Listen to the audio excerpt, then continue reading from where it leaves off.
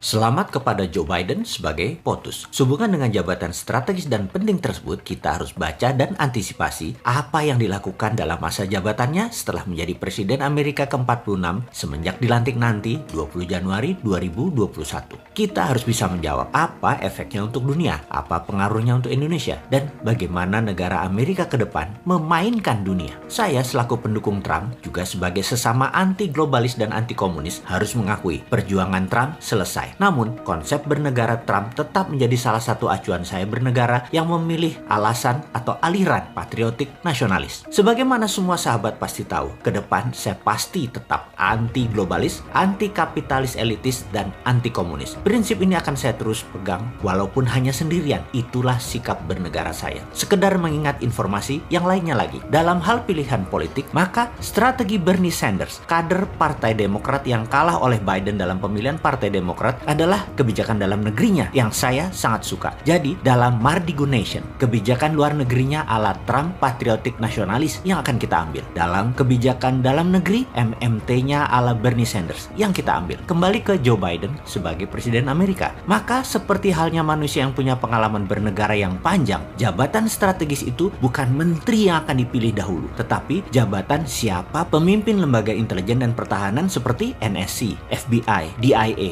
dan CIA. Maka jabatan Direktur CIA menggantikan Gina Haspel adalah orang Joe Biden yang saya perkirakan adalah Michael Morell yang saat ini adalah Wakil Direktur CIA. Dia adalah orang lama yang sangat loyal kepada Clinton, Obama, juga Biden. Kita lompat sebentar untuk mengingat ada sebuah undang-undang yang dibuat oleh Partai Demokrat zaman Obama yang dikawal oleh beliau dulu dan timnya. Yang harus kita awasi dari sisi Indonesia adalah mereka mengusulkan Undang-Undang Foreign Relation Authorization Act yang spesifik membahas tentang Papua. Hati-hati, ini buat Indonesia. Lalu, gerakan CIA zaman Michael Morell waktu masih muda adalah mendukung gerakan Kosovo Liberation Army yang kemudian mendirikan sebuah negara baru. Sekali lagi, hati-hati dengan demokratnya Amerika. Pak SBY sudah merasakan dengan banyaknya bom meletus waktu itu, Obama presidennya dari Demokrat. Soekarno sudah merasakan dengan dilengserkannya posisinya, yaitu presiden kala itu adalah LBJ, Lyndon B. Johnson dari Partai Demokrat juga. Soeharto sudah merasakan dengan serangan ekonomik hitman di zaman Clinton. Habibie sudah merasakan juga di zaman Clinton juga presiden Amerikanya, yaitu lepasnya Timur Timur.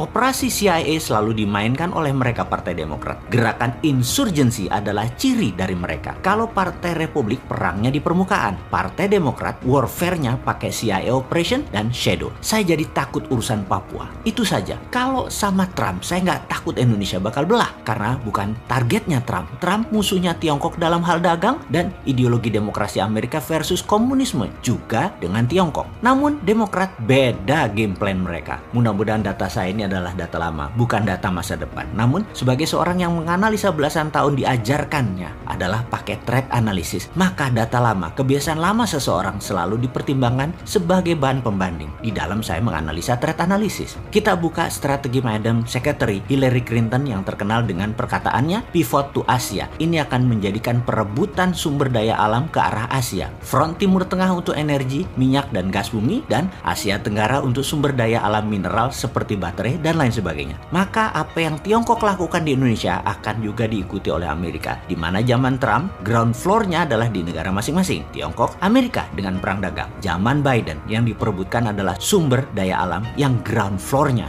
bisa-bisa negara penghasil. Perangnya kalau minyak bumi, ya dar-der-dornya di Timur Tengah. Maka sumber daya alam mineral, non-fossil oil, jangan-jangan dar-der-dornya di Indonesia. Ini harus distrategikan. Ini harus dibuat counter insurgensinya. Cara tekan Indonesia, yaitu dengan Papua dan GAM dimainkan lagi oleh mereka. Ini cara klasik Demokrat. Sehubungan dengan hal ini, sengaja kita buka ke publik informasi seperti ini agar bernegara kita bisa melihat sisi lain, sisi ancaman. Jadi, wahai pejabat, pastikan kebijakan Anda menguntungkan rakyat dan membuat negara Indonesia selalu utuh. Hati-hati dengan shadow-nya Biden, Partai Demokrat tersebut. Jangan sampai pada bingung terus nanti minta bosman jadi wamennya Menhan. Kan ora cocok, Cak.